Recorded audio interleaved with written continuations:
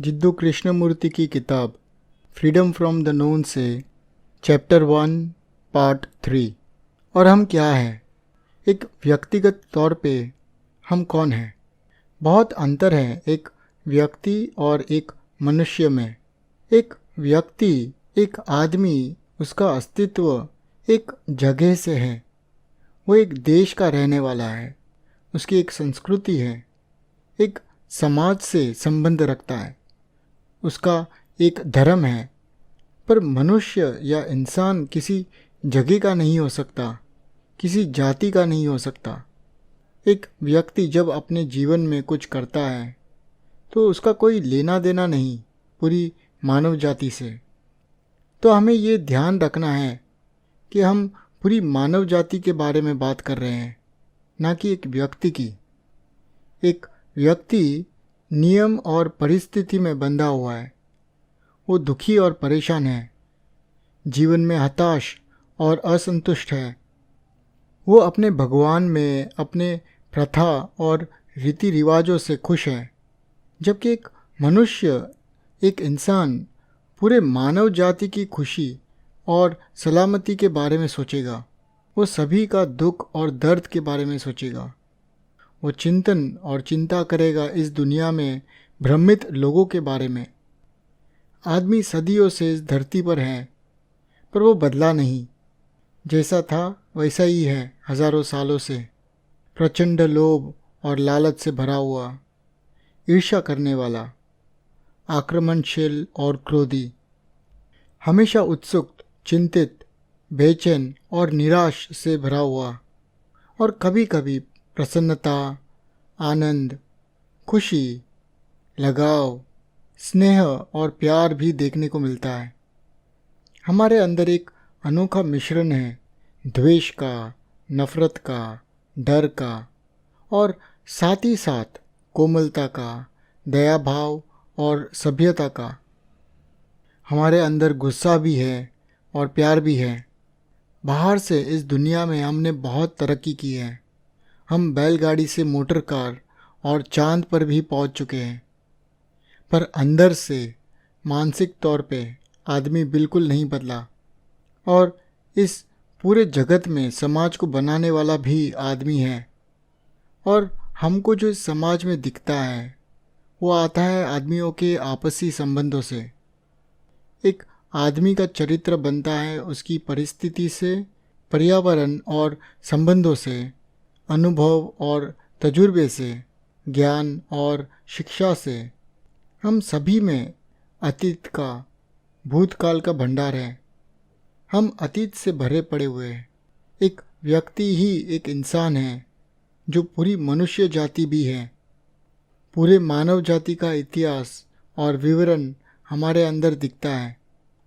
ध्यान से देखो अपने भीतर और अपने बाहर क्या हो रहा है इस समाज में जिसमें हम जीते हैं, जो प्रतिस्पर्धा से भरी है, जिसमें इच्छा और अभिलाषा है चीज़ें पाने की, शक्तिशाली बनने की, प्रतिष्ठा, इज्जत और पद के लिए, नाम और कामयाबी के लिए और ढेर सारी चीज़ों के लिए।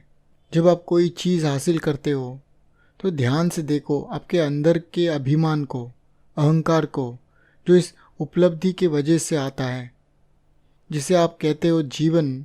उसको गौर से देखो। उसमें हर समय किसी न किसी प्रकार का संघर्ष है।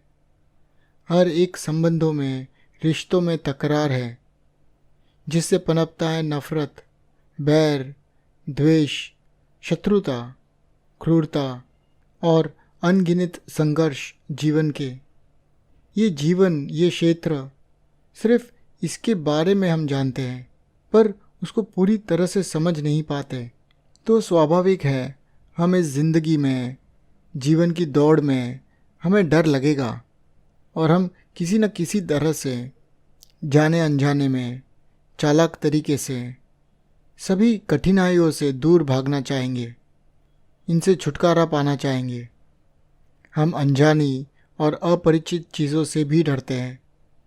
हम डरते हैं मौत से, हम डरते हैं आने वाले कल से।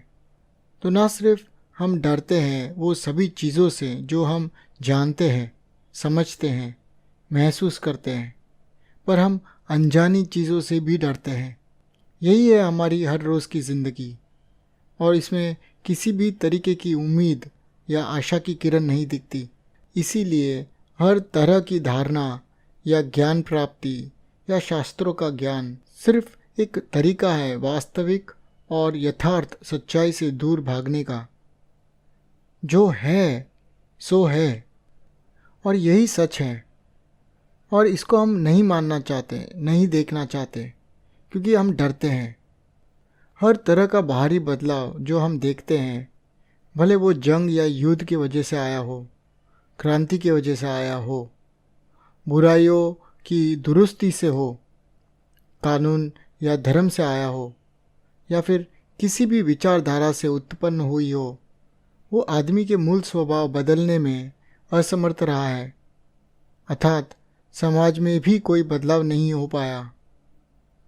एक मनुष्य जो इस भयानक दुनिया में जी रहा है, उसे खुद से सवाल करना होगा कि क्या एक समाज जिसकी जड़ प्रतिस्पर्धा, क्रूरता और डर पर आधारित हो, क्या ऐसे समाज का अंत हो सकता है?